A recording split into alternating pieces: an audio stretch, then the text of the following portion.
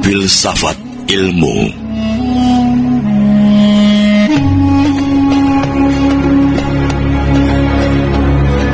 Mengenal filsafat ilmu.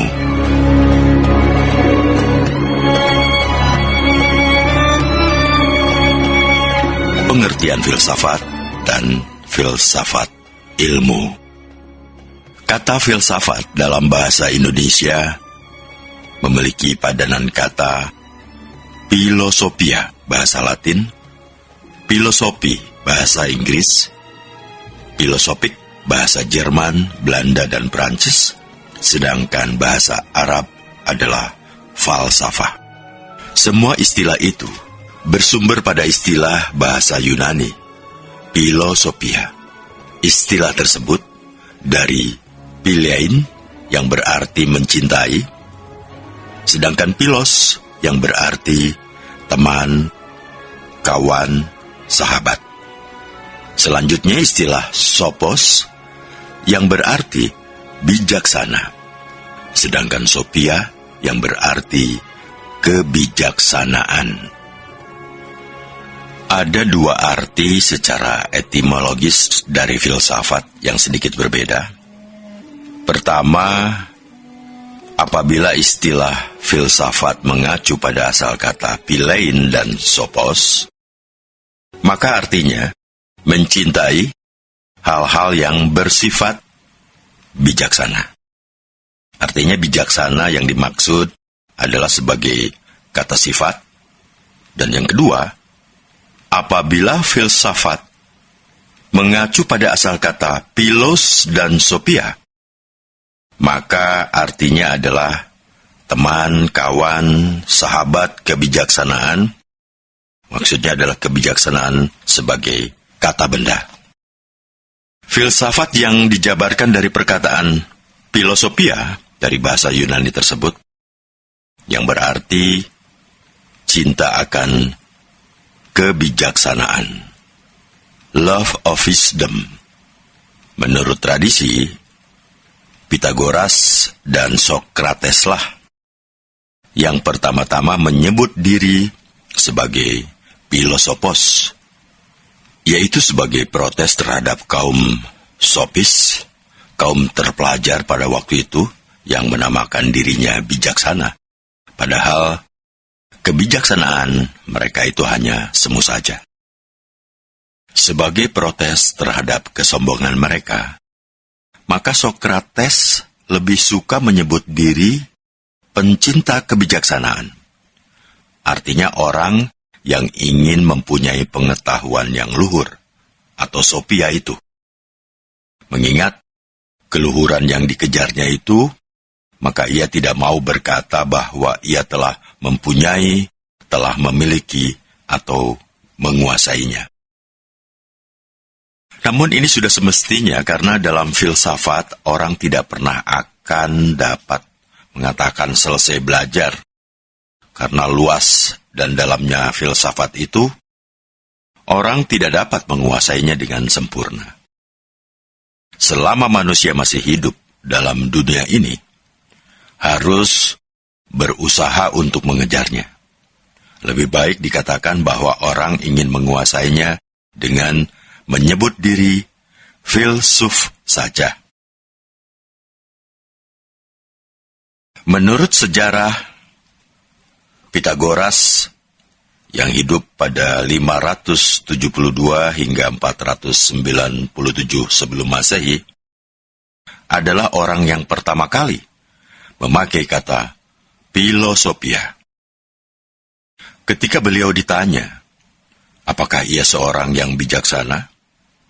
Maka Pythagoras dengan rendah hati menyebut dirinya sebagai philosophos, yaitu pencinta kebijaksanaan, lover of wisdom. Banyak sumber yang menegaskan bahwa sophia mengandung arti yang lebih luas daripada kebijaksanaan.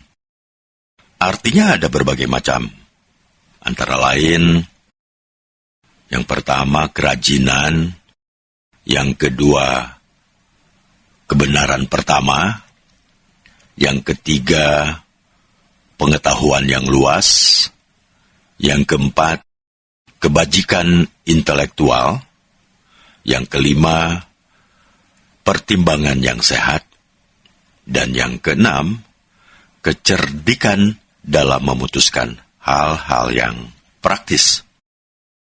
Dengan demikian, asal mula kata filsafat itu sangat umum, yang intinya adalah mencari keutamaan mental. The pursuit of mental excellence. Nah, dilihat dari pengertian praktisnya, filsafat berarti alam pikiran atau alam berpikir. Berfilsafat artinya berpikir. Namun, tidak semua berpikir berarti berfilsafat. Berfilsafat adalah berpikir secara mendalam dan sungguh-sungguh. Sebuah semboyan mengatakan bahwa setiap manusia adalah filsuf. Ya, semboyan ini benar juga, karena semua manusia berpikir. Akan tetapi, secara umum, semboyan itu tidak benar, karena tidak semua manusia yang berpikir adalah filsuf. Filsuf hanyalah orang yang memikirkan hakikat segala sesuatu dengan sungguh-sungguh dan mendalam. Tegasnya, filsafat adalah hasil akal seorang manusia yang mencari dan memikirkan suatu kebenaran dengan sedalam-dalamnya. Dengan kata lain, filsafat adalah ilmu yang mempelajari dengan sungguh-sungguh hakikat kebenaran segala sesuatu. Muhammad Hatta mengemukakan pengertian apa filsafat itu lebih baik tidak dibicarakan lebih dulu. Nanti, bila orang telah banyak membaca atau mempelajari filsafat, orang itu akan mengerti dengan sendirinya apa filsafat itu menurut konotasi filsafat yang ditangkapnya. Langeveld juga berpendapat begitu. Katanya, setelah orang berfilsafat sendiri, barulah ia maklum apa filsafat itu, dan makin dalam ia berfilsafat, akan makin mengerti apa filsafat itu. Pujawiyatna juga menyatakan bahwa kata filsafat berasal dari kata Arab yang berhubungan rapat dengan kata Yunani, bahkan asalnya memang dari kata Yunani. Kata Yunaninya adalah filosofia. Dalam bahasa Yunani, kata filosofia merupakan kata majemuk yang terdiri atas philo dan sophia. Philo artinya cinta dalam arti yang luas, yaitu ingin, dan karena itu lalu berusaha mencapai yang diinginkan itu. Sophia artinya kebijakan dan mengandung arti juga pandai, pengertian yang mendalam. Jadi menurut namanya saja, filsafat boleh diartikan ingin mencapai pandai, cinta pada kebijakan. Bicara tentang filsafat sebagai ilmu. Dikatakan filsafat sebagai ilmu karena dalam pengertian filsafat terkandung 4 pertanyaan ilmiah, yaitu bagaimanakah, mengapakah, kemanakah, dan apakah. Pertanyaan bagaimana menanyakan sifat-sifat yang dapat ditangkap atau yang tampak oleh indera. Jawaban atau pengetahuan yang diperolehnya bersifat deskriptif atau penggambaran.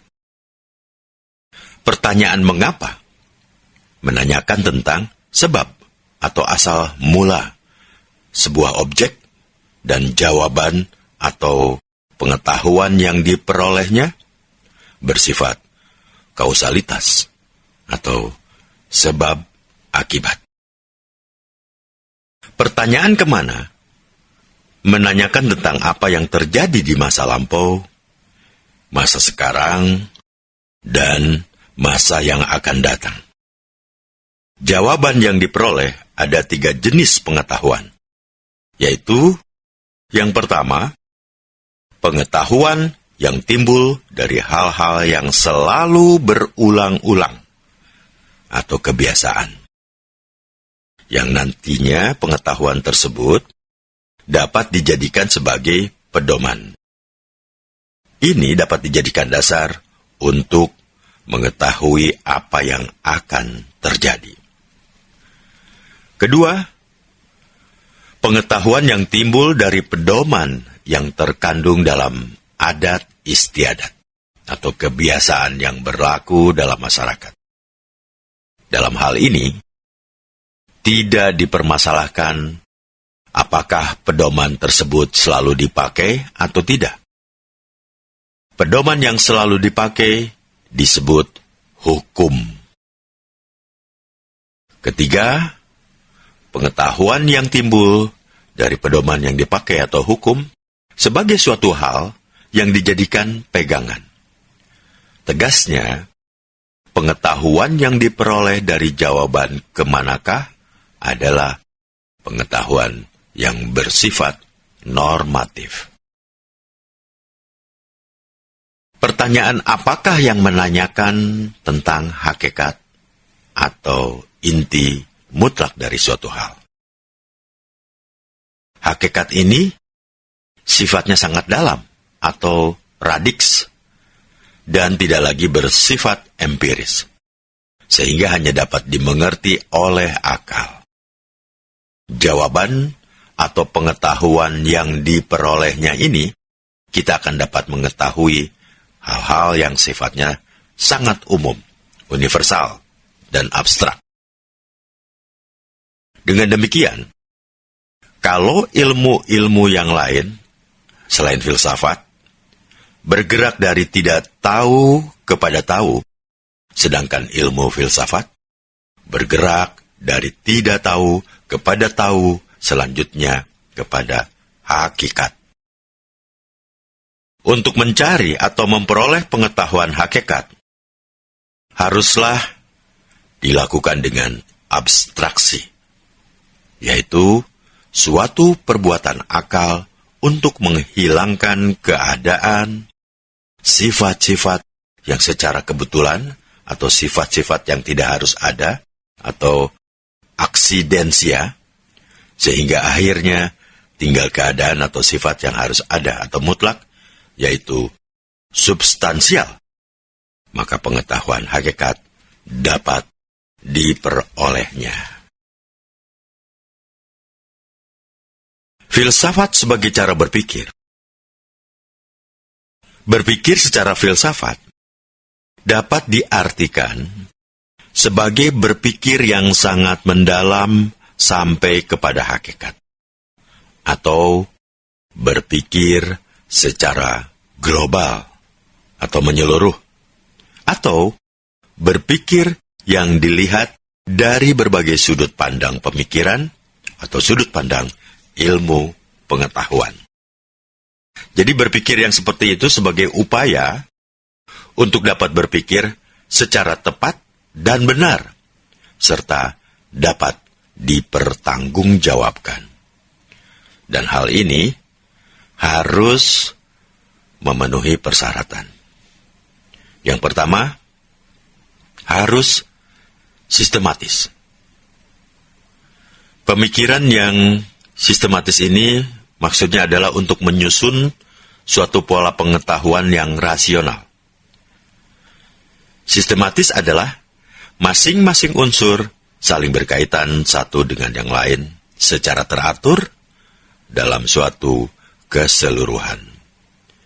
Sistematika pemikiran seorang filsuf banyak dipengaruhi oleh keadaan dirinya, lingkungan, zamannya, pendidikan, dan sistem pemikiran yang mempengaruhi. Yang kedua, harus konsepsional. Secara umum, istilah konsepsional ini berkaitan dengan ide atau gambar atau gambaran yang melekat pada akal pikiran yang berada dalam intelektual. Gambaran tersebut mempunyai bentuk tangkapan sesuai dengan realnya, sehingga maksud dari konsepsional ini sebagai upaya untuk menyusun suatu bagan yang terkonsepsi atau jelas. Karena berpikir secara filsafat, sebenarnya berpikir tentang hal dan prosesnya. Yang ketiga, harus koheren. Koheren atau runtut adalah unsur-unsurnya tidak boleh mengandung uraian-uraian yang bertentangan satu sama lain. Koheren atau runtut di dalamnya memuat suatu kebenaran logis. Sebaliknya, apabila suatu uraian yang di dalamnya tidak memuat kebenaran logis, maka uraian tersebut dikatakan sebagai uraian yang tidak koheren. Yang keempat, harus rasional. Yang dimaksud dengan rasional adalah unsur-unsurnya berhubungan secara logis. Artinya, pemikiran filsafat harus diuraikan dalam bentuk yang logis, yaitu suatu bentuk kebenaran yang mempunyai kaidah-kaidah berpikir atau logika. Yang kelima, harus sinoptik. Sinoptik artinya pemikiran filsafat harus melihat hal-hal yang menyeluruh atau dalam kebersamaan secara integral. Yang keenam, harus mengarah kepada pandangan dunia. Yang dimaksud adalah pemikiran filsafat sebagai upaya untuk memahami semua realitas kehidupan dengan jalan menyusun suatu pandangan hidup dunia, termasuk di dalamnya menerangkan tentang dunia dan semua hal yang berada di dalamnya. Sedangkan berbicara filsafat ilmu, jadi cabang filsafat yang membahas masalah ilmu ya adalah filsafat ilmu. Tujuannya mengadakan analisis mengenai ilmu pengetahuan dan cara bagaimana pengetahuan ilmiah itu diperoleh.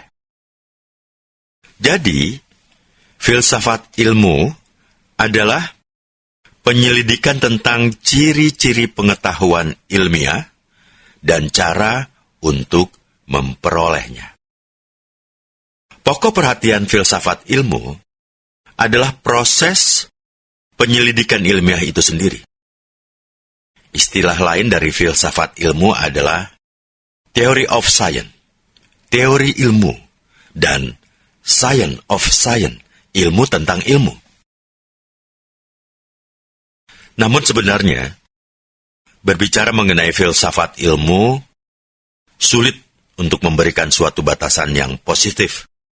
Banyak pendapat yang memiliki makna serta penekanan yang berbeda tentang filsafat ilmu.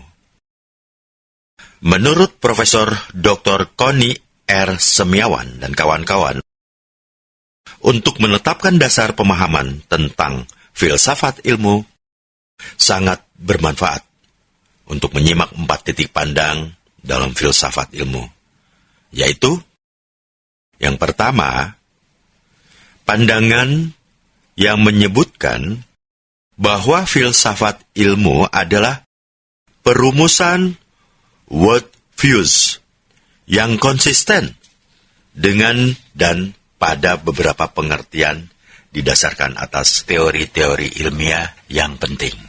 Jadi menurut pandangan ini, merupakan tugas dari filsuf ilmu untuk mengelaborasikan implikasi yang lebih luas dari ilmu.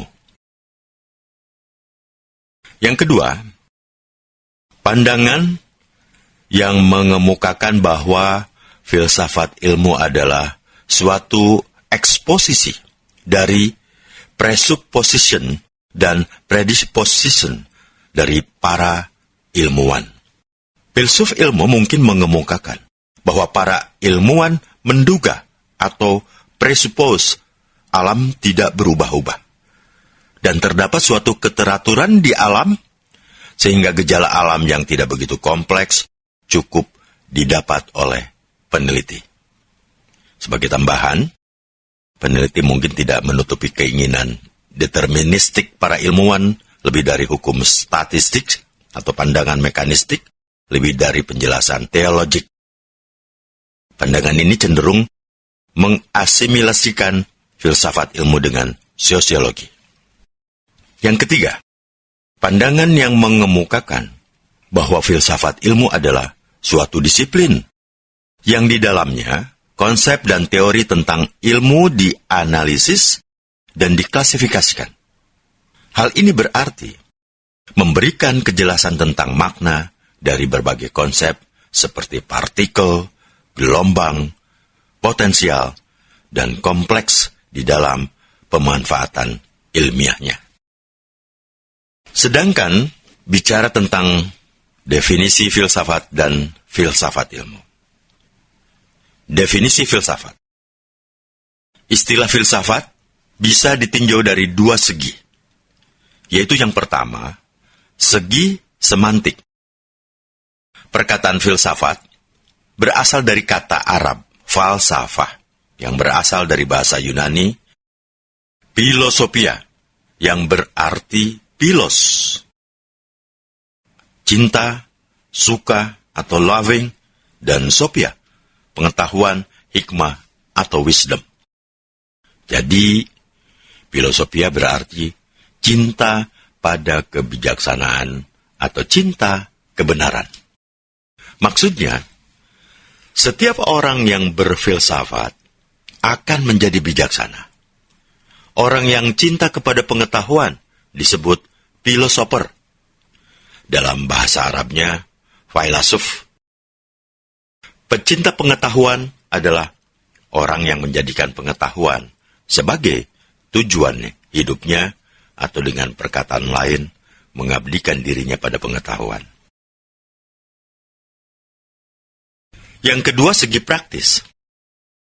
Dilihat dari pengertian praktisnya, filsafat berarti alam pikiran atau alam berpikir. Berfilsafat artinya berpikir. Namun, tidak semua berpikir berarti berfilsafat. Berfilsafat adalah berpikir secara mendalam dan sungguh-sungguh. Sebuah semboyan mengatakan bahwa setiap manusia adalah filsuf. Semboyan ini benar juga, karena semua manusia berpikir. Akan tetapi, secara umum, semboyan itu tidak benar, karena tidak semua manusia yang berpikir adalah filsuf. Filsuf hanyalah orang yang memikirkan hakikat segala sesuatu dengan sungguh-sungguh dan mendalam. Tegasnya, filsafat adalah hasil akal seorang manusia yang mencari dan memikirkan suatu kebenaran dengan sedalam-dalamnya. Dengan kata lain, filsafat adalah ilmu yang mempelajari dengan sungguh-sungguh hakikat kebenaran segala sesuatu. Karena luasnya lingkungan pembahasan ilmu filsafat, maka tidak mustahil kalau banyak di antara para ahli filsafat memberikan definisinya secara berbeda-beda. Coba perhatikan definisi-definisi ilmu filsafat dari filsuf Barat dan Timur. Yang pertama, Plato, yang hidup pada tahun 427 sebelum Masehi sampai 347 sebelum Masehi. Seorang filsuf Yunani yang sangat terkenal, murid Sokrates dan juga guru Aristoteles, mengatakan, filsafat adalah pengetahuan tentang segala yang ada atau ilmu pengetahuan yang berminat mencari kebenaran yang asli. Sedangkan Aristoteles, yang hidup 384 sebelum Masehi hingga 322 sebelum Masehi, mengatakan, filsafat adalah ilmu pengetahuan yang meliputi kebenaran, yang di dalamnya terkandung ilmu-ilmu metafisika, logika, retorika, etika, ekonomi, politik, dan estetika. Filsafat menyelidiki sebab dan asas segala benda. Kemudian, Marcus Tullius Cicero, politikus dan ahli pidato Romawi, yang merumuskan, filsafat adalah pengetahuan tentang sesuatu yang maha agung dan usaha-usaha untuk mencapainya. Al-Farabi, filsuf Muslim terbesar sebelum Ibnu Sina, yang juga mengatakan bahwa filsafat adalah ilmu pengetahuan tentang alam ma'wujud dan bertujuan menyelidiki hakikat yang sebenarnya. Immanuel Kant, yang sering disebut raksasa pikir barat, yang mengatakan, filsafat itu ilmu pokok dan pangkal segala pengetahuan yang mencakup di dalamnya 3 persoalan, yaitu, apakah yang dapat kita ketahui? Dijawab oleh metafisika. Apakah yang boleh kita kerjakan? Dijawab oleh etika. Sampai di manakah pengharapan kita? Dijawab oleh antropologi. Sedangkan Profesor Dr. Fuad Hasan mengatakan bahwa filsafat adalah suatu ikhtisar untuk berpikir radikal. Artinya, mulai dari radiksnya suatu gejala, dari akarnya suatu hal yang akan dimasalahkan, dan dengan jalan penjajakan yang radikal itu, filsafat berusaha untuk sampai kepada kesimpulan-kesimpulan yang universal. Hasbullah Bakri juga merumuskan, ilmu filsafat adalah ilmu yang menyelidiki segala sesuatu dengan mendalam mengenai ketuhanan, alam semesta, dan manusia, sehingga dapat menghasilkan pengetahuan tentang bagaimana hakikatnya sejauh yang dapat dicapai oleh akal manusia, dan bagaimana sikap manusia itu seharusnya setelah mencapai pengetahuan itu. Sedangkan konsep Francis Bacon, filsafat merupakan induk agung dari ilmu-ilmu, dan filsafat menangani semua pengetahuan sebagai bidangnya.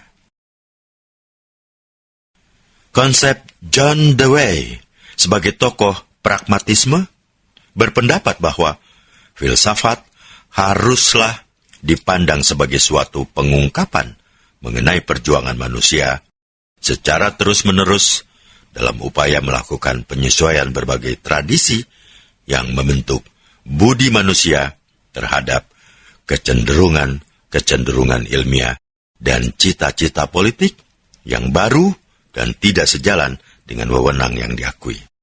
Tegasnya, filsafat sebagai suatu alat untuk membuat penyesuaian-penyesuaian di antara yang lama dan yang baru dalam suatu kebudayaan.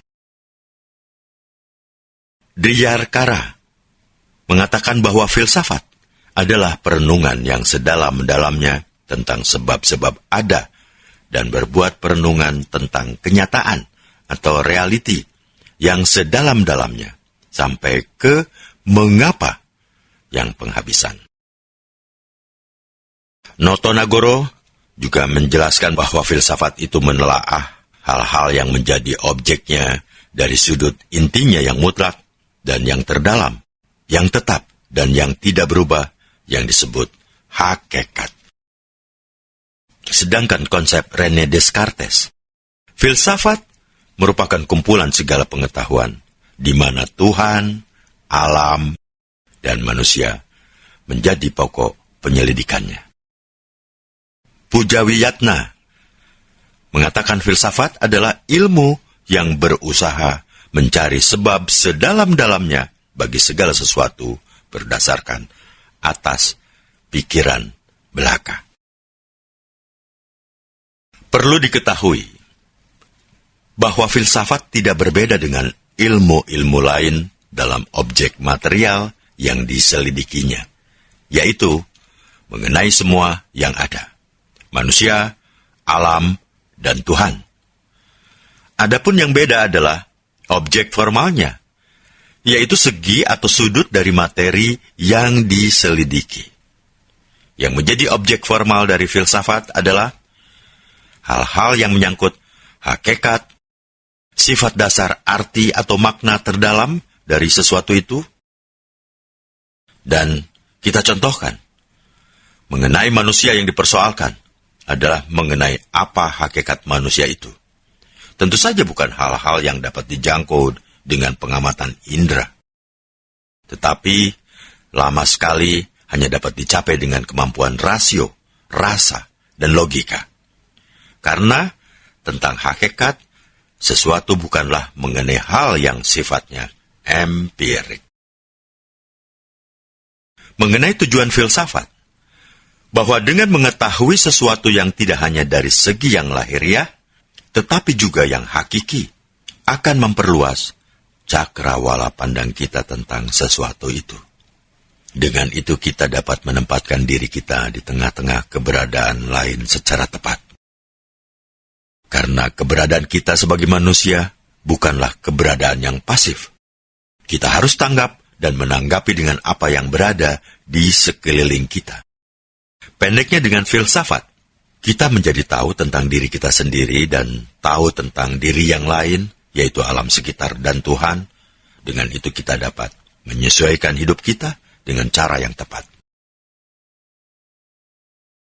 Definisi filsafat ilmu. De Liangji mendefinisikan filsafat ilmu adalah segenap pemikiran reflektif terhadap persoalan mengenai segala hal yang menyangkut landasan ilmu maupun hubungan ilmu dengan segala segi dari kehidupan manusia. Filsafat ilmu dapat dibedakan menjadi dua, yaitu yang pertama, filsafat ilmu dalam arti luas, menampung permasalahan yang menyangkut hubungan keluar dari kegiatan ilmiah, seperti yang pertama, implikasi ontologik metafisik dari citra dunia yang bersifat ilmiah. Yang kedua, tata susila yang menjadi pegangan penyelenggara ilmu. Dan yang ketiga, konsekuensi pragmatik etik penyelenggara ilmu dan sebagainya.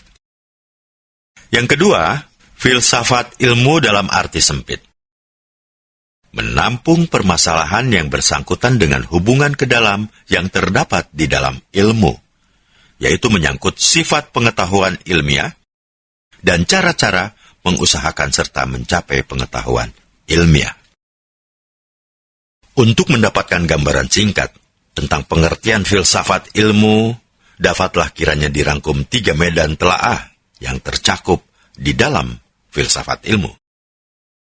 Ketiganya itu adalah, yang pertama, filsafat ilmu adalah suatu telaah kritis terhadap metode yang digunakan oleh ilmu tertentu, terhadap lambang yang digunakan, dan terhadap struktur penalaran tentang sistem lambang yang digunakan.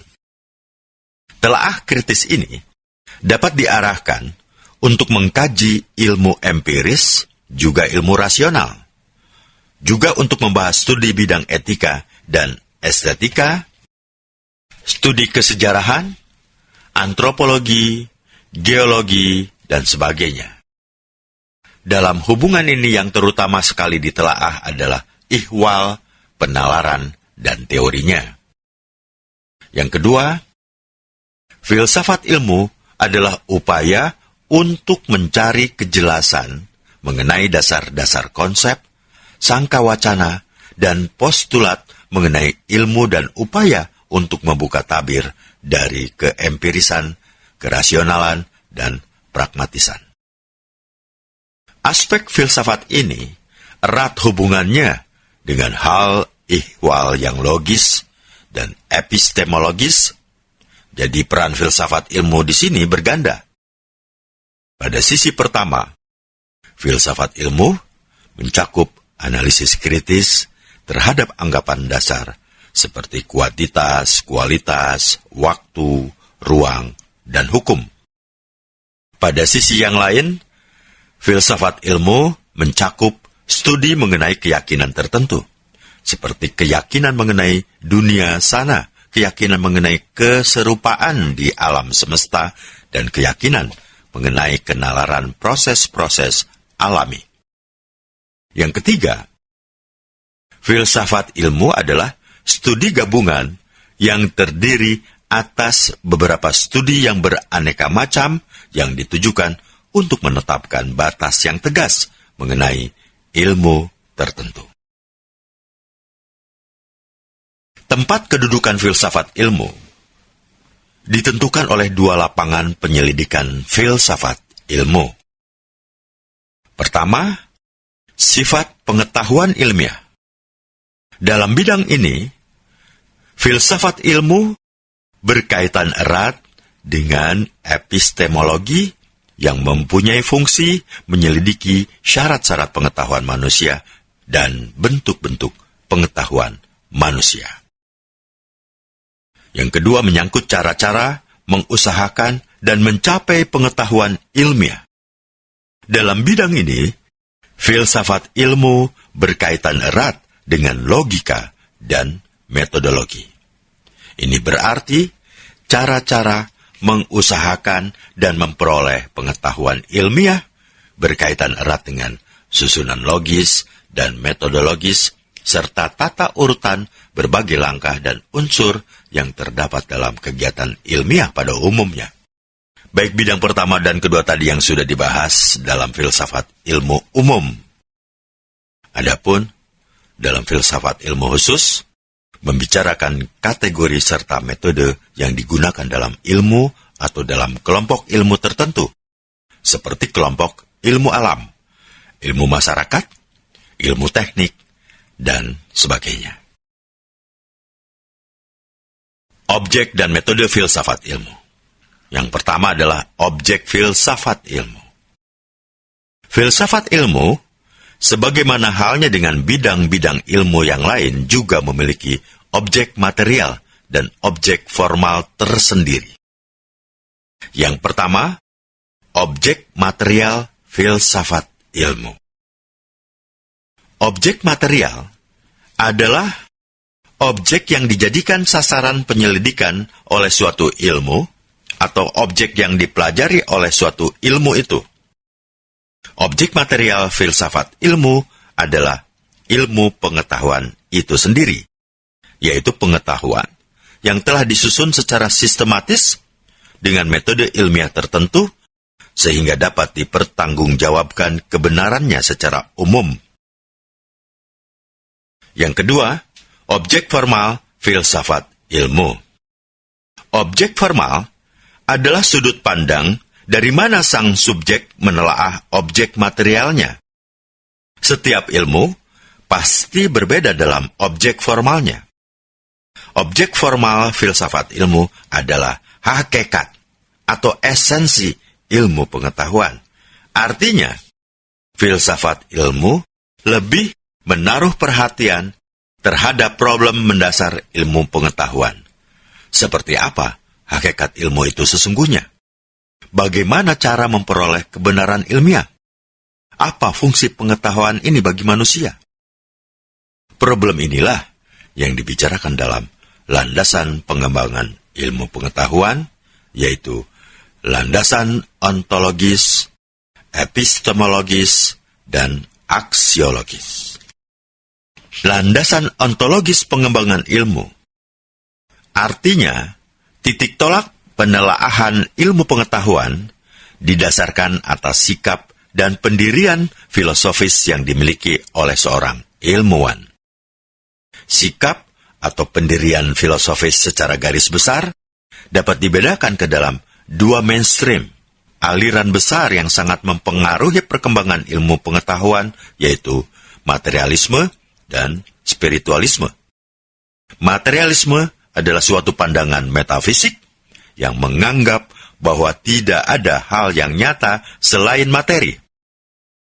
Spiritualisme adalah suatu pandangan metafisika yang menganggap kenyataan yang terdalam adalah roh yang mengisi dan mendasari seluruh alam.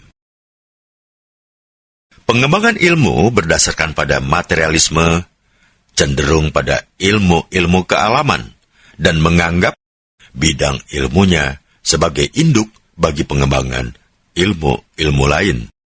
Dalam perkembangan ilmu modern, aliran ini disuarakan oleh positivisme, sedangkan spiritualisme cenderung pada ilmu-ilmu kerohanian dan menganggap bidang ilmunya sebagai wadah utama bagi titik tolak pengembangan bidang-bidang ilmu lain. Jadi, landasan ontologis ilmu pengetahuan sangat tergantung pada cara pandang ilmuwan terhadap realitas.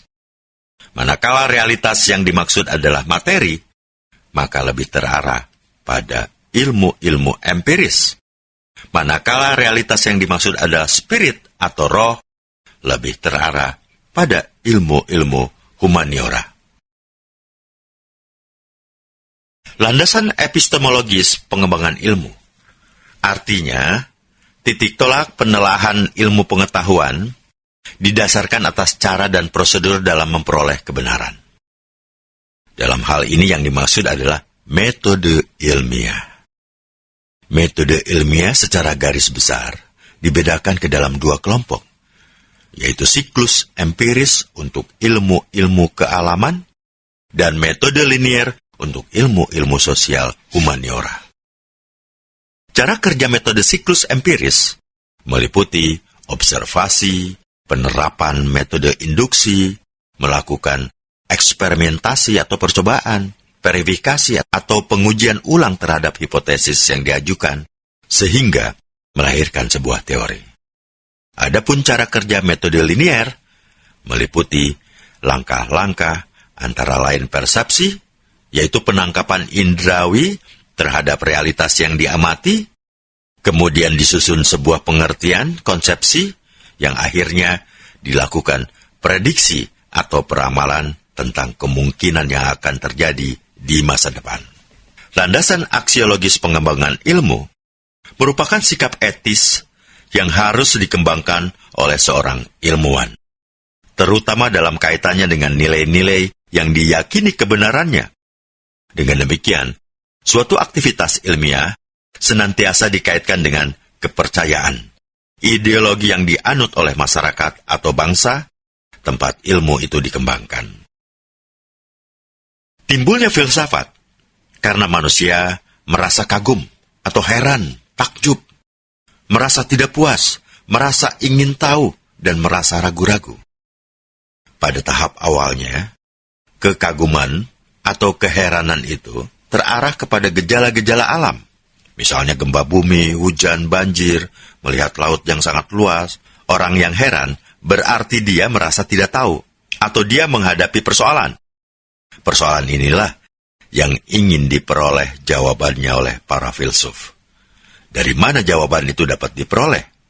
Jawaban diperoleh dengan melakukan kontemplasi, yaitu berpikir dan merenung yang sedalam-dalamnya, melakukan refleksi, yaitu berpikir tentang pikirannya sendiri atau introspeksi, mawas diri. Dalam hal ini tidak semua persoalan itu harus persoalan filsafat. Persoalan filsafat berbeda dengan persoalan non-filsafat. Perbedaannya terletak pada materi dan ruang lingkupnya. Ciri-ciri persoalan filsafat adalah yang pertama, bersifat umum. Artinya, persoalan kefilsafatan tidaklah bersangkutan dengan objek-objek khusus. Dengan kata lain, sebagian besar masalah kefilsafatan berkaitan dengan ide-ide besar. Yang kedua, tidak menyangkut fakta. Dengan kata lain, persoalan filsafat lebih bersifat spekulatif. Persoalan-persoalan yang dihadapi melampaui batas-batas pengetahuan ilmiah. Pengetahuan ilmiah adalah pengetahuan yang menyangkut fakta. Yang ketiga, bersangkutan dengan nilai-nilai. Artinya, persoalan-persoalan kefilsafatan bertalian dengan penilaian baik nilai moral, etika, estetika, agama, dan sosial. Nilai dalam pengertian ini adalah suatu kualitas abstrak yang ada pada sesuatu hal. Yang keempat, bersifat kritis. Filsafat merupakan analisis secara kritis terhadap konsep-konsep dan arti-arti yang biasanya diterima begitu saja. Yang kelima, oleh suatu ilmu tanpa pemeriksaan secara kritis. Yang keenam, bersifat sinoptis, artinya persoalan filsafat mencakup struktur kenyataan secara keseluruhan. Filsafat merupakan ilmu yang membuat susunan kenyataan sebagai keseluruhan. Yang ketujuh, bersifat implikatif. Artinya, kalau sesuatu persoalan kefilsafatan sudah dijawab, maka dari jawaban tersebut akan memunculkan persoalan baru yang saling berhubungan. Jawaban yang dikemukakan mengandung akibat-akibat lebih jauh yang menyentuh kepentingan-kepentingan manusia. Berpikir kefilsafatan memiliki karakteristik tersendiri yang dapat dibedakan dari ilmu lain. Beberapa ciri berpikir kefilsafatan. Yang pertama, radikal. Artinya berpikir sampai ke akar-akarnya, hingga sampai hakikat atau substansi yang dipikirkan. Yang kedua, universal. Artinya, pemikiran filsafat menyangkut pengalaman umum manusia. Kekhususan berpikir kefilsafatan menurut Jasper terletak pada aspek keumumannya. Sementara yang ketiga, konseptual. Artinya merupakan hasil generalisasi dan abstraksi pengalaman manusia. Yang keempat, koheren dan konsisten atau runtut. Koheren artinya sesuai kaidah-kaidah berpikir logis. Konsisten artinya taat azas, tidak mengandung kontradiksi. Yang kelima, sistematis. Artinya pendapat yang merupakan uraian kefilsafatan itu harus saling berhubungan secara teratur dan terkandung adanya maksud atau tujuan tertentu. Yang keenam, komprehensif. Artinya mencakup atau menyeluruh. Berpikir secara kefilsafatan merupakan usaha untuk menjelaskan alam semesta secara keseluruhan. Yang ketujuh, bebas. Artinya sampai batas-batas yang luas. Pemikiran filsafati boleh dikatakan merupakan hasil pemikiran yang bebas, yaitu bebas dari prasangka-prasangka sosial, historis, kultural, bahkan religius. Yang kedelapan, bertanggung jawab. Artinya, seseorang yang berfilsafat adalah orang yang berpikir sekaligus bertanggung jawab terhadap hasil pemikirannya, paling tidak terhadap hati nuraninya sendiri. Nah, kedelapan ciri berpikir kefilsafatan ini menjadikan filsafat cenderung berbeda dengan ciri berpikir ilmu-ilmu lainnya, sekaligus menempatkan kedudukan filsafat sebagai bidang keilmuan yang netral. Metode filsafat ilmu. Untuk dapat memperoleh ilmu, salah satu yang harus dipahami oleh seorang ilmuwan adalah mengetahui cara-cara yang harus digunakan. Ilmu dapat digali atau dicari menggunakan proses yang disebut dengan metode ilmiah. Tidak semua pengetahuan dapat disebut sebagai ilmu, karena ilmu merupakan pengetahuan yang cara mendapatkannya harus memenuhi syarat-syarat tertentu. Syarat-syarat tertentu dalam mendapatkan ilmu yang dimaksud adalah metode ilmiah. Metode dapat diartikan sebagai suatu proses atau cara mengetahui sesuatu yang mempunyai langkah-langkah yang sistematik. Ya, seperti yang telah kita ketahui bahwa berpikir adalah kegiatan mental yang menghasilkan suatu pengetahuan. Metode ilmiah merupakan ekspresi mengenai cara bekerja pikiran tersebut. Dengan cara bekerja ini, pengetahuan yang dihasilkan diharapkan mempunyai karakteristik-karakteristik tertentu yang diminta oleh pengetahuan ilmiah, yaitu sifat rasional dan teruji yang memungkinkan tubuh pengetahuan yang disusunnya merupakan pengetahuan yang benar, dan kebenarannya dapat dipertanggungjawabkan. Oleh karena itu, metode ilmiah dalam pelaksanaannya menggunakan langkah-langkah yang melibatkan dua cara berpikir, yaitu cara berpikir deduktif dan cara berpikir induktif dalam membangun tubuh pengetahuannya. Proses kegiatan ilmiah dimulai ketika manusia mengamati sesuatu. Dengan pengamatan ini tentu saja di benak kita akan muncul pertanyaan lain. Mengapa manusia mulai mengamati sesuatu? Kalau kita dapat mencermati lebih jauh, ternyata bahwa kita mulai mengamati objek tertentu tersebut kalau kita mempunyai perhatian tertentu pula terhadap objek tersebut. Nah, perhatian yang dimaksud adalah suatu masalah atau kesukaran yang dirasakan jika kita menemukan sesuatu dalam pengalaman kita yang menimbulkan pertanyaan. Mengapa pertanyaan ini muncul? Karena oleh adanya kontak manusia dengan dunia empiris yang menimbulkan berbagai ragam permasalahan. Dengan kata lain, dapat disimpulkan bahwa karena ada masalah, maka proses kegiatan berpikir dimulai. Dan karena masalah ini dari dunia empiris, maka proses berpikir tersebut diarahkan pada pengamatan objek yang bersangkutan, yang bereksistensi dalam dunia empiris juga. Manusia memiliki masalah dan berusaha mencari pemecahannya, dan bukanlah sesuatu barang yang baru. Karena sejak manusia berada di muka bumi, masalah tersebut sudah ada. Namun dalam menghadapi masalah ini, maka manusia memberikan reaksi yang berbeda-beda sesuai dengan cara perkembangan berpikir mereka. Karena masalah yang dihadapinya adalah nyata, maka ilmu mencari jawabannya juga pada dunia nyata. Ilmu dimulai dengan fakta dan diakhiri dengan fakta pula, apapun teori yang menjebatani antara keduanya. Teori yang dimaksud di sinilah adalah penjelasan mengenai gejala yang terdapat dalam dunia fisik tersebut.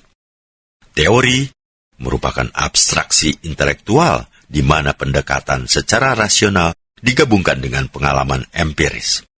Artinya, teori ilmu merupakan suatu penjelasan rasional yang berkesesuaian dengan objek yang dijelaskannya.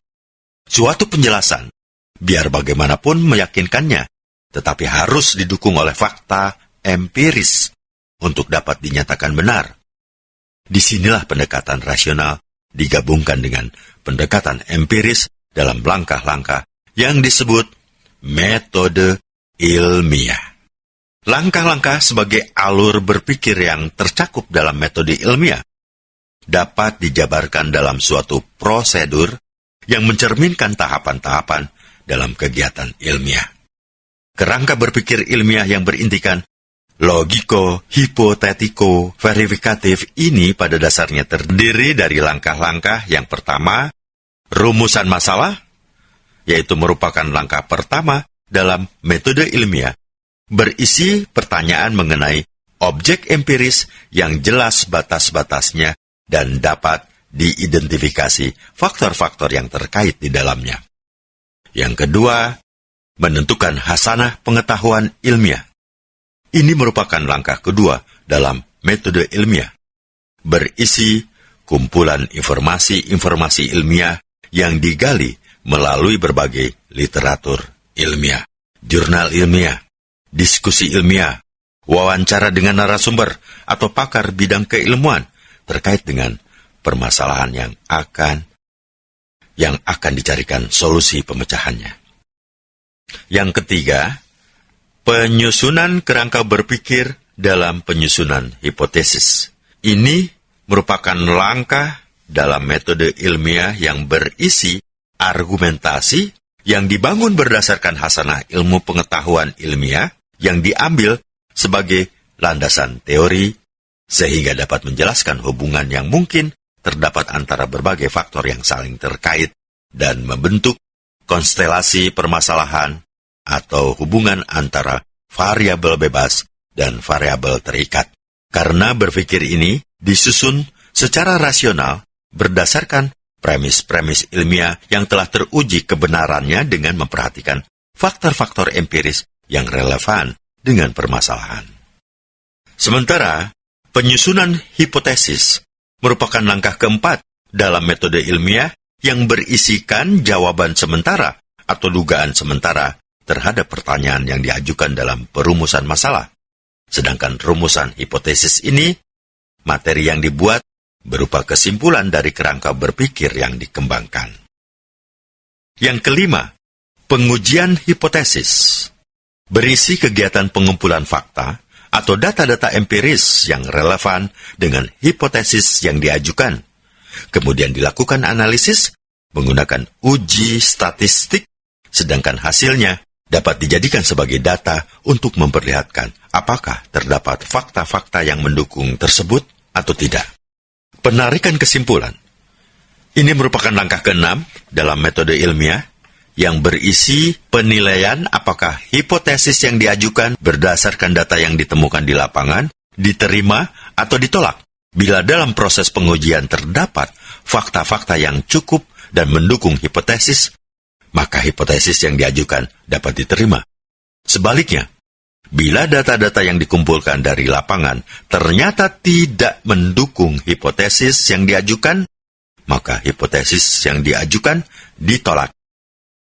Hipotesis yang diterima kemudian dianggap menjadi bagian dari pengetahuan ilmiah, karena telah memenuhi persyaratan keilmuan, yaitu mempunyai kerangka penjelasan yang konsisten dengan pengetahuan ilmiah sebelumnya, serta telah teruji kebenarannya. Pengertian kebenaran di sini harus ditafsirkan secara pragmatis. Artinya, bahwa sampai saat ini belum terdapat fakta yang menyatakan sebaliknya. Untuk lebih jelasnya, coba Anda perhatikan langkah-langkah yang sudah disampaikan tadi dalam metode ilmiah, dapat dijelaskan melalui gambar ini. Jadi, seluruh langkah ini harus ditempuh agar suatu penelaahan ilmu dapat disebut ilmiah. Walaupun langkah-langkah ini secara konseptual tersusun dalam urutan yang teratur, di mana langkah-langkah yang satu merupakan landasan bagi langkah yang berikutnya. Namun, dalam pelaksanaannya sering terjadi lompatan-lompatan. Artinya, hubungan antara langkah yang satu dengan langkah yang lain tidak terikat secara statis, melainkan bersifat dinamis dengan proses pengkajian ilmiah yang tidak semata-mata mengandalkan penalaran, melainkan juga imajinasi dan kreativitas. Sering terjadi bahwa langkah yang satu bukan saja merupakan landasan bagi langkah yang berikutnya, namun sekaligus juga landasan koreksi bagi langkah yang lain. Dengan jalan ini, diharapkan dapat ditemukan pengetahuan baru yang bersifat konsisten dengan pengetahuan sebelumnya, serta teruji kebenarannya secara empiris. Cabang-cabang filsafat dan kegunaan filsafat. Cabang-cabang filsafat. Telah kita ketahui bahwa filsafat adalah sebagai induk yang mencakup semua ilmu khusus. Akan tetapi, dalam perkembangan selanjutnya, ilmu-ilmu khusus itu satu demi satu memisahkan diri dari induknya, filsafat. Mula-mula matematika dan fisika melepaskan diri. Kemudian diikuti oleh ilmu-ilmu lain. Setelah filsafat ditinggalkan oleh ilmu-ilmu khusus, ternyata ia tidak mati, tetapi hidup dengan corak baru sebagai ilmu istimewa yang memecahkan masalah yang tidak terpecahkan oleh ilmu-ilmu khusus. Yang menjadi pertanyaan adalah, apa sajakah yang masih merupakan bagian dari filsafat dalam coraknya yang baru? Persoalan ini membawa kita kepada pembicaraan tentang cabang-cabang filsafat. Ahli filsafat biasanya mempunyai pembagian yang berbeda-beda. H. de Vos menggolongkan filsafat sebagai metafisika, logika, ajaran tentang ilmu pengetahuan, filsafat alam, filsafat kebudayaan, filsafat sejarah, etika, estetika, dan antropologi. Sedangkan Profesor Albury Castle membagi masalah-masalah filsafat menjadi 6 bagian. Pertama, masalah teologis atau theological problem. Masalah metafisika, metaphysical problem. Masalah epistemologi, epistemological problem. Masalah etika, ethical problem. Masalah politik, political problem. Dan masalah sejarah, historical problem. Dr. Richard H. Popkin dan Dr. Avron Astrol dalam buku mereka, Philosophy Made Simple, membagi pembahasan mereka ke dalam 7 bagian atau section, yaitu section pertama, ethics atau etika. Section yang kedua adalah political philosophy, filsafat politik. Section yang ketiga, metafisik atau metafisika. Section yang keempat, philosophy of religion, filsafat agama. Section yang kelima, theory of knowledge, teori pengetahuan. Dan section yang keenam, logic atau logika. Dan section yang ketujuh adalah contemporary philosophy. Dr. M.G. Langeveld mengatakan, filsafat adalah ilmu kesatuan yang terdiri atas 3 lingkungan masalah. Yang pertama, lingkungan masalah keadaan, yaitu metafisika manusia, alam, dan seterusnya.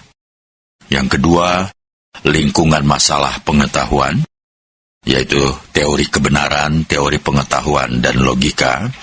Dan yang ketiga, lingkungan masalah nilai, teori nilai etika, estetika yang bernilai berdasarkan religi. Aristoteles, murid Plato, mengadakan pembagian secara konkret dan sistematis menjadi 4 cabang, yaitu logika. Ilmu ini dianggap sebagai ilmu pendahuluan bagi filsafat. Filsafat teoritis. Cabang ini mencakup ilmu fisika yang mempersoalkan dunia materi dari alam nyata ini. Ilmu matematika yang mempersoalkan benda-benda alam dalam kuantitasnya. Ilmu metafisika yang mempersoalkan hakikat segala sesuatu Inilah yang paling utama dari filsafat. Yang ketiga, filsafat praktis. Cabang ini mencakup ilmu etika yang mengatur kesusilaan dan kebahagiaan dalam hidup perseorangan. Ilmu ekonomi yang mengatur kesusilaan dan kemakmuran dalam keluarga atau rumah tangga. Dan ilmu politik yang mengatur kesusilaan dan kemakmuran di dalam negara. Yang keempat adalah filsafat poetika atau kesenian. Pembagian Aristoteles ini merupakan permulaan yang baik sekali bagi perkembangan pelajaran filsafat sebagai suatu ilmu yang dapat dipelajari secara teratur. Ajaran Aristoteles sendiri, terutama ilmu logika, sehingga sekarang masih menjadi contoh-contoh filsafat klasik yang dikagumi dan dipergunakan. Walaupun pembagian ahli yang satu tidak sama dengan pembagian ahli-ahli lainnya, kita melihat banyak persamaan daripada perbedaan. Dari pandangan para ahli tersebut, dapat disimpulkan bahwa filsafat dalam coraknya yang baru ini mempunyai beberapa cabang, yaitu metafisika, logika, etika, estetika, epistemologi, dan filsafat-filsafat khusus lainnya. Metafisika adalah filsafat tentang hakikat yang ada di balik fisika. Hakikat yang bersifat transenden di luar jangkauan pengalaman manusia. Logika, filsafat tentang pikiran yang benar dan yang salah. Etika, filsafat tentang perilaku yang baik dan yang buruk. Estetika, filsafat tentang kreasi yang indah dan yang jelek. Epistemologi, filsafat tentang ilmu pengetahuan. Filsafat-filsafat khusus lainnya, filsafat agama, filsafat manusia, filsafat hukum, filsafat sejarah, filsafat alam, filsafat pendidikan, filsafat komunikasi, dan sebagainya. Seperti telah dikatakan, ilmu filsafat itu sangat luas lapangan pembahasannya. Yang ditujunya adalah mencari hakikat kebenaran dari segala sesuatu, baik dalam kebenaran berpikir atau logika, berperilaku atau etika, maupun dalam mencari hakikat atau keaslian, yaitu metafisika. Matra persoalannya menjadi apakah sesuatu itu hakiki atau asli atau palsu atau maya.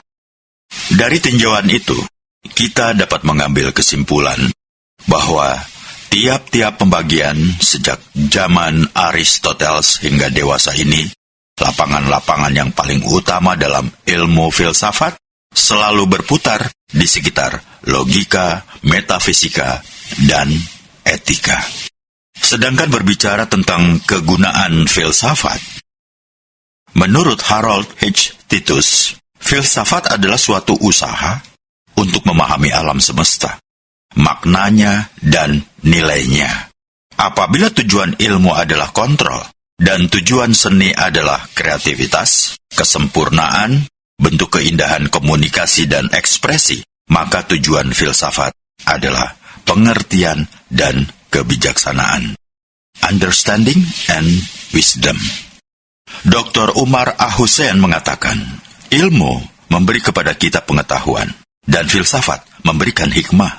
Filsafat memberikan kepuasan kepada keinginan manusia akan pengetahuan yang tersusun dengan tertib akan kebenaran. Sultan Takdir Ali Sabana juga menulis dalam bukunya, itulah letaknya kebenaran, kemuliaan, malahan kebangsawanan filsafat di antara kerja manusia yang lain. Kebenaran dalam arti yang sedalam-dalamnya dan seluas-luasnya baginya. Itulah tujuan yang tertinggi dan satu-satunya. Bagi manusia, filsafat itu berarti mengatur hidupnya seinsaf-insafnya, senetral-netralnya dengan perasaan tanggung jawab, yaitu tanggung jawab terhadap dasar hidup yang sedalam-dalamnya, baik Tuhan, alam, ataupun kebenaran. Radhakrishnan dalam bukunya History of Philosophy menyebutkan tugas filsafat bukanlah sekedar mencerminkan semangat masa ketika kita hadapi, melainkan membimbingnya maju. Fungsi filsafat adalah kreatif, menetapkan nilai, menerapkan tujuan, menentukan arah, dan menuntun pada jalan baru. Filsafat hendaknya mengilhamkan keyakinan kepada kita untuk menopang dunia baru, mencetak manusia-manusia yang menjadikan penggolongan-golongan berdasarkan nation, ras, dan keyakinan keagamaan mengabdi kepada cita mulia kemanusiaan. Filsafat dapat mendukung kepercayaan keagamaan seseorang, asal saja kepercayaan itu tidak tergantung kepada konsepsi yang pra-ilmiah, yang usang, yang sempit, dan yang dogmatis. Urusan utama agama adalah harmoni, pengaturan, ikatan, pengabdian, kedamaian, kejujuran, pembebasan, dan Tuhan. Berbeda dengan pendapat Sumadi Suryabrata, yaitu mempelajari filsafat adalah untuk mempertajam pikiran. Maka H. de Vos berpendapat bahwa filsafat tidak hanya cukup diketahui, tetapi harus diletakkan dalam kehidupan sehari-hari. Orang mengharapkan bahwa filsafat akan memberikan kepadanya dasar-dasar pengetahuan yang dibutuhkan untuk hidup secara baik. Filsafat harus mengajar manusia bagaimana ia harus hidup agar dapat menjadi manusia yang baik dan bahagia. Jadi dari uraian itu dapat disimpulkan bahwa tujuan filsafat adalah mencari hakikat kebenaran sesuatu, baik dalam logika atau kebenaran berpikir, etika atau berperilaku, maupun metafisika atau hakikat keaslian. Sekarang ada pertanyaan, apa faedahnya mempelajari filsafat? Atau dengan kata lain, apa manfaatnya kita mempelajari filsafat? Manfaat mempelajari filsafat ada bermacam-macam. Namun, sekurang-kurangnya ada 4 macam faedah. Yaitu, yang pertama, agar terlatih berpikir serius. Yang kedua, agar mampu memahami filsafat. Yang ketiga, agar mungkin menjadi ahli filsafat. Dan yang keempat, agar menjadi warga negara yang baik. Berfilsafat adalah berusaha menemukan kebenaran tentang segala sesuatu dengan menggunakan pemikiran secara serius. Kemampuan berpikir serius diperlukan oleh orang biasa. Penting bagi orang-orang penting yang memegang posisi penting dalam membangun dunia. Plato menghendaki kepala negara seharusnya filsuf. Kemampuan berpikir serius itu mendalam adalah salah satu cirinya. Tidak akan dimiliki tanpa melalui latihan. Belajar filsafat merupakan salah satu bentuk latihan untuk memperoleh kemampuan berpikir serius. Kemampuan ini akan memberikan kemampuan memecahkan masalah secara serius, menemukan akar persoalan yang terdalam, menemukan sebab, terakhir, satu penampakan. Mengetahui isi filsafat tidak perlu bagi setiap orang. Akan tetapi, orang-orang ingin berpartisipasi di dalam membangun dunia perlu mengetahui ajaran-ajaran filsafat. Mengapa? Sudah disebutkan tadi, dunia dibentuk oleh 2 kekuatan, agama dan atau filsafat. Jika kita tahu filsafatnya, kita akan tahu tentang manusianya yang dimiliki oleh manusia dan filsafat. Filsafat itu sendiri adalah bagian penting atau inti kebudayaan. Jadi dengan uraian tadi, dijelaskan bahwa secara konkret manfaat mempelajari filsafat adalah yang pertama, filsafat menolong mendidik, membangun diri kita sendiri dengan berpikir lebih mendalam. Kita mengalami dan menyadari kerohanian kita. Rahasia hidup yang kita selidiki justru memaksa kita berpikir untuk hidup dengan sesadar-sadarnya dan memberikan isi kepada hidup kita sendiri.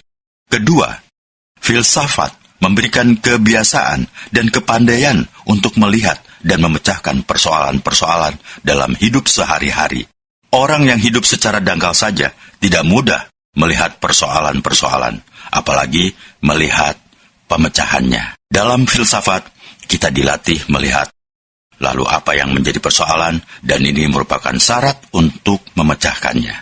Yang ketiga, filsafat memberikan pandangan yang luas, membendung akuisme dan akusentrisme, atau dalam segala hal hanya melihat dan mementingkan kepentingan dan kesenangan si aku. Yang keempat, filsafat merupakan latihan untuk berpikir sendiri, hingga kita tidak hanya ikut-ikutan saja, membuntut pada pandangan umum, percaya akan setiap semboyan dalam surat-surat kabar, tetapi secara kritis menyelidiki apa yang dikemukakan orang, mempunyai pendapat sendiri, berdiri sendiri dengan cita-cita mencari kebenaran. Yang kelima, filsafat memberikan dasar-dasar, baik untuk hidup kita sendiri, atau terutama dalam etika, maupun untuk ilmu-ilmu pengetahuan lainnya, seperti sosiologi, ilmu jiwa, atau mendidik, dan sebagainya. Di tengah perkembangan ilmu pengetahuan dan teknologi yang ditandai semakin menajamnya spesialisasi ilmu, maka filsafat ilmu sangat diperlukan. Karena dengan mempelajari filsafat ilmu, para ilmuwan akan menyadari keterbatasan dirinya dan tidak terperangkap ke dalam sikap arogansi intelektual. Hal yang lebih diperlukan adalah sikap keterbukaan diri di kalangan ilmuwan, sehingga mereka dapat saling menyapa dan mengarahkan seluruh potensi keilmuan yang dimilikinya untuk kepentingan umat manusia.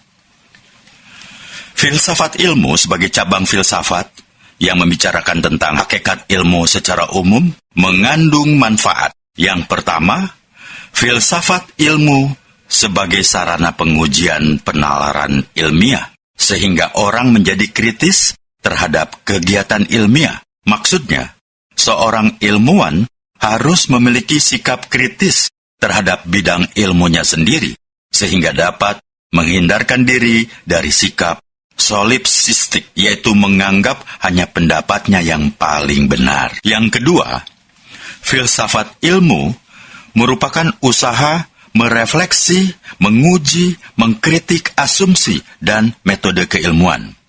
Karena kecenderungan yang terjadi di kalangan para ilmuwan menerapkan suatu metode ilmiah tanpa memperhatikan struktur ilmu pengetahuan itu sendiri.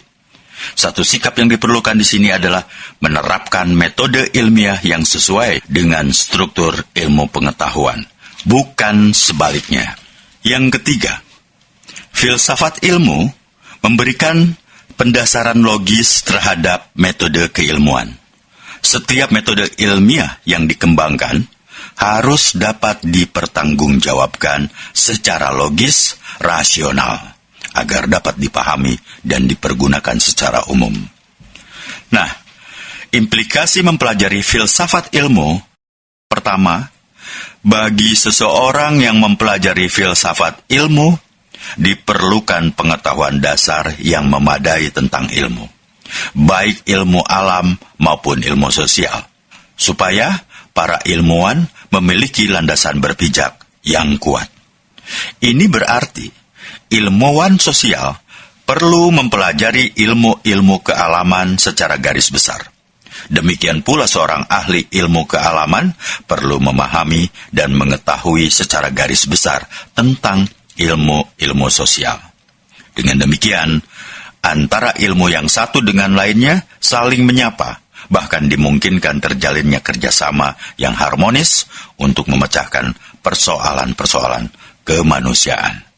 Yang kedua, menyadarkan seorang ilmuwan agar tidak terjebak ke dalam pola pikir menara gading, yaitu hanya berpikir murni dalam bidangnya tanpa mengaitkannya dengan kenyataan yang ada di luar dirinya. Padahal, setiap aktivitas keilmuan nyaris tidak dapat dilepaskan dari konteks kehidupan sosial kemasyarakatan. Nah, bicara tentang ruang lingkup filsafat, kita telah mengetahui bahwa filsafat merupakan induk dari segala ilmu yang mencakup ilmu-ilmu khusus. Tetapi dalam perkembangannya, ilmu-ilmu khusus itu satu demi satu memisahkan diri dari induknya, yaitu filsafat. Dalam sejarah ilmu yang mula-mula melepaskan diri dari filsafat adalah matematika dan fisika. Ini terjadi pada zaman Renaissance, yaitu abad ke-16 Masehi. Kemudian diikuti oleh ilmu-ilmu lainnya untuk memisahkan diri dari induknya. Namun karena filsafat sebagai induk dari ilmu-ilmu lainnya, pengaruhnya sampai saat ini masih terasa. Seperti orang yang memperoleh doktor dalam ilmu fisika, psikologi, dan sebagainya diberi gelar PhD, Doctor of Philosophy. Padahal PhD seharusnya hanya digunakan untuk materi filsafat saja. Setelah filsafat ditinggalkan oleh ilmu-ilmu khusus, ternyata filsafat tidak mati, tetapi hidup dengan corak tersendiri, yaitu sebagai ilmu yang memecahkan masalah yang tidak terpecahkan oleh ilmu-ilmu khusus. Yang menjadi pertanyaan, apa saja yang masih merupakan bagian dari filsafat dalam corak yang tersendiri ini? Dari persoalan inilah membawa kita kepada pembicaraan tentang cabang-cabang filsafat. Bagi ilmu filsafat, biasanya mempunyai pembagian yang berbeda-beda. Sebagaimana pendapat seperti Profesor Albure Castel membagi masalah-masalah filsafat kepada 5 bagian. Theological problem, masalah teologis. Metaphysical problem, masalah metafisika. Epistemical problem, masalah etika. Political problem, masalah politik. Historical problem, masalah sejarah. Dr. M.G. Langeveld juga menyatakan bahwa filsafat dapat diberikan sebagai suatu kesatuan yang terdiri dari 3 lingkungan masalah. Pertama, lingkungan masalah-masalah keadaan, seperti metafisika manusia, alam, dan seterusnya. Yang kedua, lingkungan masalah-masalah pengetahuan atau teori kebenaran, teori pengetahuan, dan logika. Yang ketiga, lingkungan masalah-masalah nilai atau teori nilai, etika, estetika, dan nilai yang berdasarkan agama. Kemudian H. de Vos menggolongkan filsafat sebagai metafisika, logika, ajaran tentang ilmu pengetahuan, filsafat alam, filsafat kebudayaan, filsafat sejarah, filsafat etika, estetika, dan antropologi. Sementara Dr. Richard H. Poppin dan Dr. Avron Estrel membahas filsafat dengan membagi menjadi 7 bagian. Yaitu yang pertama, etis atau etika.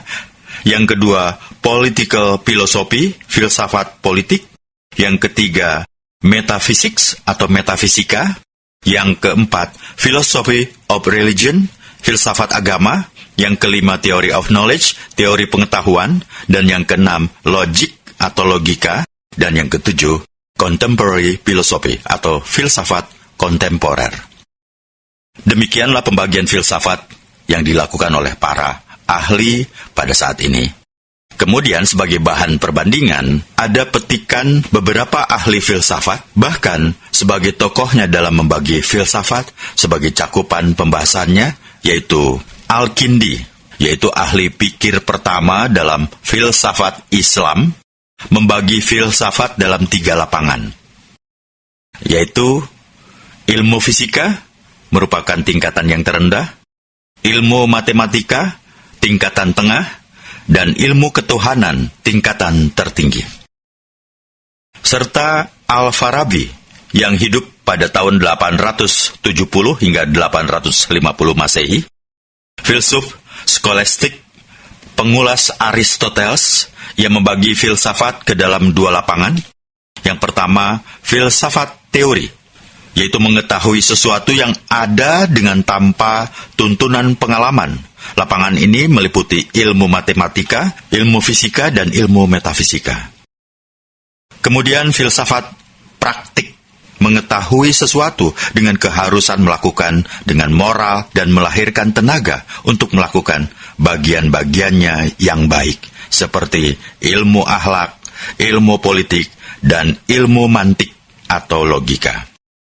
Sedangkan Ibnu Sina, seorang dokter, ahli kimia dan filsuf besar dalam Islam, membagi filsafat ke dalam 2 bagian, yaitu filsafat teori dan filsafat praktik.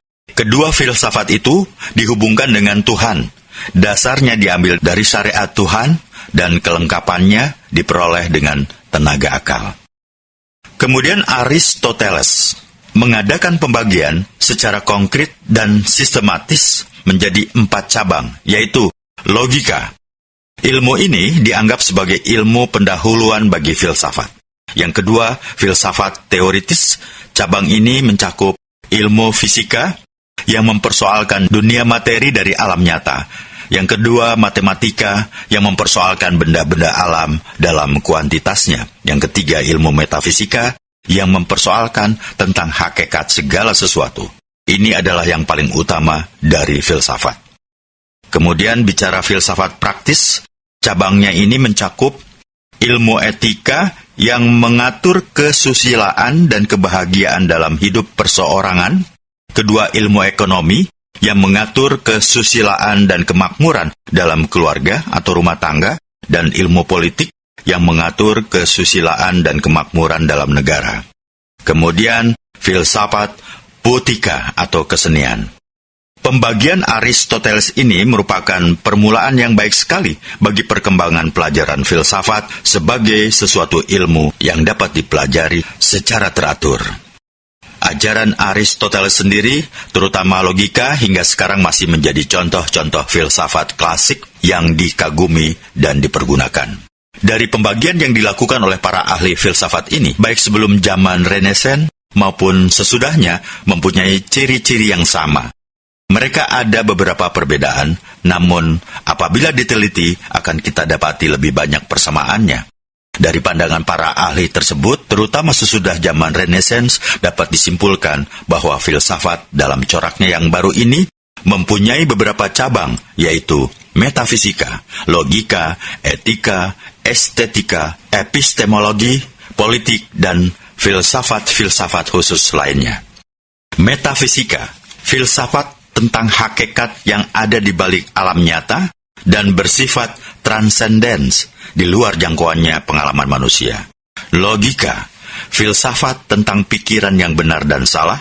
Etika, filsafat tentang tingkah laku yang baik dan buruk. Estetik, filsafat tentang hal-hal yang berkaitan dengan keindahan dan kejelekan. Epistemologi, filsafat tentang ilmu pengetahuan. Politik, filsafat tentang hal-hal yang berkaitan dengan undang-undang atau negara. Filsafat-filsafat khusus lainnya adalah seperti filsafat sejarah, filsafat hukum, filsafat teologi atau agama, filsafat ekonomi, filsafat manusia, filsafat alam, filsafat-filsafat lainnya. Sebagaimana dikatakan bahwa bahasan filsafat sangat luas cakupannya. Poin yang utama ditujunya adalah mencari hakikat kebenaran segala sesuatu, baik kebenaran berpikir atau logika, kebenaran tingkah laku atau etika, maupun dalam mencari hakikat sesuatu yang ada di balik alam nyata atau metafisika. Sehingga persoalannya adalah, apakah sesuatu itu hakiki atau benar, atau maya atau palsu? Apabila disimak dari pendapat para ahli itu, maka dapatlah kita simpulkan bahwa pembagian filsafat sejak zaman Aristoteles hingga saat ini, lapangan-lapangan yang paling utama dalam filsafat senantiasa berputar sekitar logika, etika, dan metafisika. Sedangkan cabang-cabang filsafat lainnya antara para ahli dari yang satu dengan yang lainnya saling berbeda dalam cakupan pembahasannya. Pembagian filsafat berdasarkan struktur pengetahuan. Filsafat yang berkembang saat ini terbagi menjadi 3 bidang, yaitu filsafat sistematis, filsafat khusus, dan filsafat keilmuan. Filsafat sistematis terdiri dari metafisika, epistemologi, metodologi, logika, etika, estetika. Filsafat khusus terdiri dari filsafat seni, filsafat kebudayaan, filsafat pendidikan, filsafat sejarah, filsafat bahasa, filsafat hukum, filsafat budi, filsafat politik, filsafat agama, filsafat kehidupan, filsafat nilai. Sedangkan filsafat keilmuan terdiri dari filsafat matematika, filsafat ilmu fisik, filsafat biologi, filsafat linguistik, filsafat psikologi, filsafat ilmu sosial. Penyusunan menurut struktur secara menyeluruh dalam bidang filsafat ini oleh De Liang-ji dalam studi filsafat untuk memahami secara baik, paling tidak kita harus mempelajari 5 bidang pokok, yaitu metafisika, epistemologi, logika, etika, dan sejarah filsafat. Berbicara tentang metafisika, metafisika merupakan cabang filsafat yang memuat suatu bagian dari persoalan filsafat yang membicarakan tentang prinsip-prinsip yang paling universal, membicarakan sesuatu yang bersifat keluar biasaan atau beyond nature, kemudian membicarakan karakteristik hal-hal yang sangat mendasar yang berada di luar pengalaman manusia, berupaya menyajikan suatu pandangan yang komprehensif tentang segala sesuatu, dan membicarakan persoalan-persoalan seperti hubungan akal dengan benda, hakikat perubahan, pengertian tentang kemerdekaan, wujud Tuhan, kehidupan setelah mati, dan yang lainnya. Metafisika ini suatu cabang filsafat yang paling sulit dipahami, terutama bagi pemula yang belajar filsafat. Pada umumnya, filsafat kontemporer yang orientasinya pada pengetahuan ilmiah, terdapat metafisika lebih skeptis. Sedangkan berbicara epistemologi, lazimnya disebut teori pengetahuan yang secara umum membicarakan mengenai sumber-sumber, karakteristik, dan kebenaran pengetahuan. Persoalan epistemologi atau teori pengetahuan ini berkaitan erat dengan persoalan metafisika.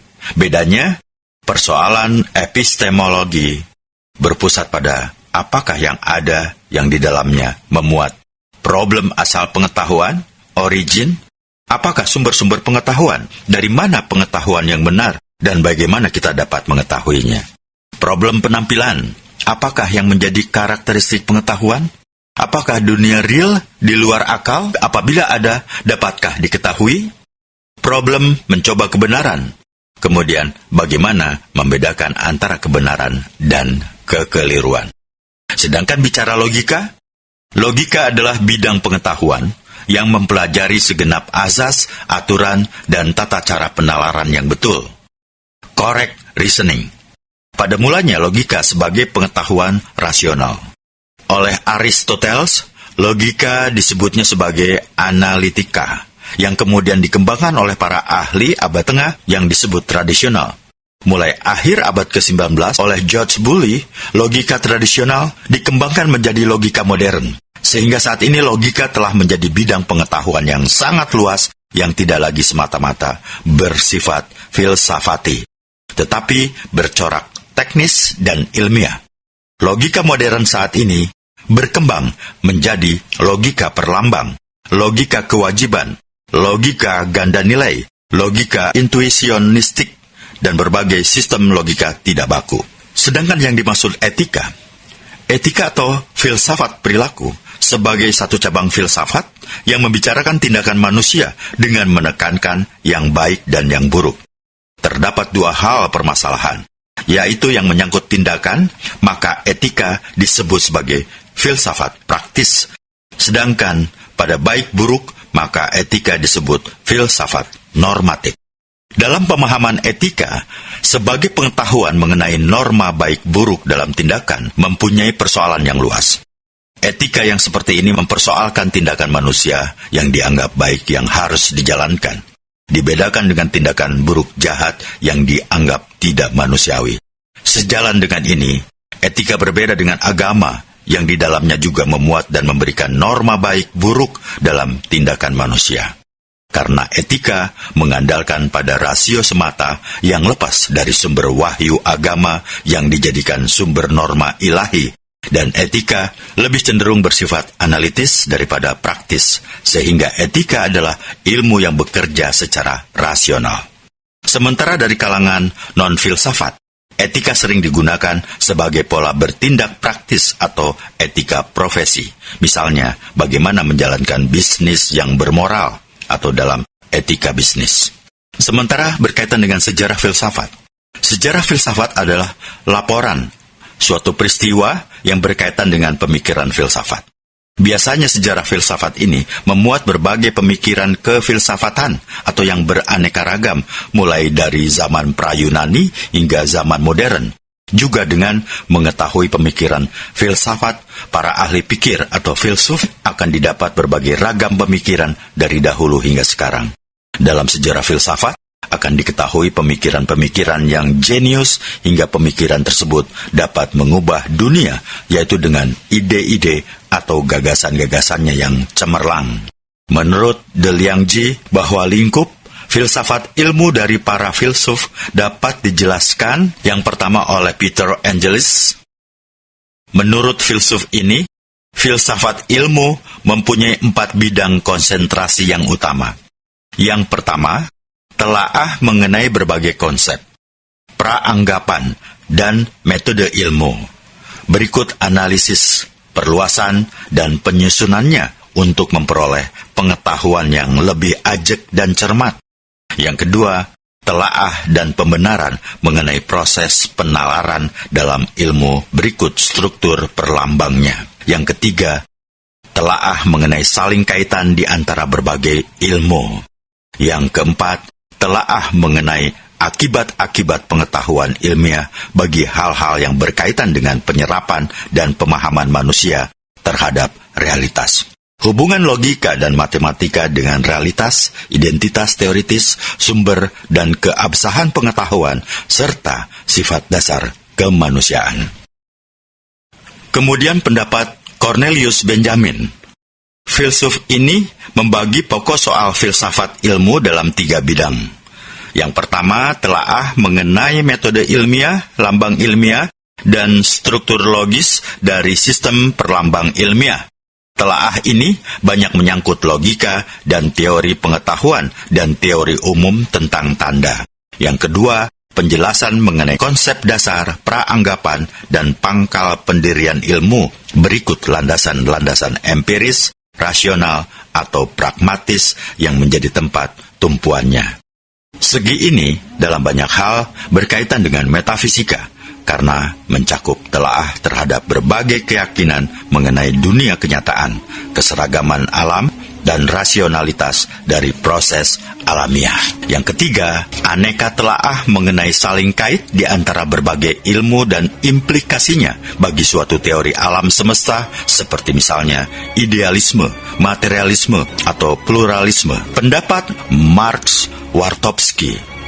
Menurut filsuf ini, rentangan luas dari soal-soal interdisipliner dalam filsafat ilmu meliputi yang pertama, perenungan mengenai konsep dasar, struktur formal, dan metodologi ilmu. Yang kedua, persoalan-persoalan ontologi dan epistemologi yang khas bersifat filsafati dengan pembahasan yang memadukan peralatan analitis dari logika modern dan model konseptual dari penyelidikan ilmiah. Sedangkan pendapat Ernest Nagel, dari hasil penyelidikannya, filsuf ini menyimpulkan bahwa filsafat ilmu mencakup 3 bidang luas. Yang pertama, pola logis yang ditunjukkan oleh penjelasan dalam ilmu. Yang kedua, pembuktian konsep ilmiah. Dan yang ketiga, pembuktian keabsahan kesimpulan ilmiah.